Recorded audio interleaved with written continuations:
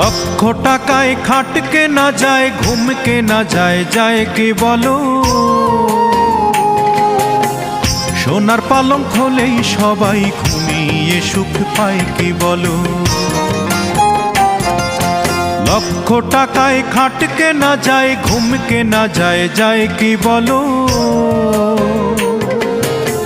সোনার পালঙ্ক হলেই সবাই ঘুমিয়ে সুখ পায় কি বলো? সোনার পালঙ্ক হলেই সবাই ঘুমিয়ে সুখ পায় কি বলো?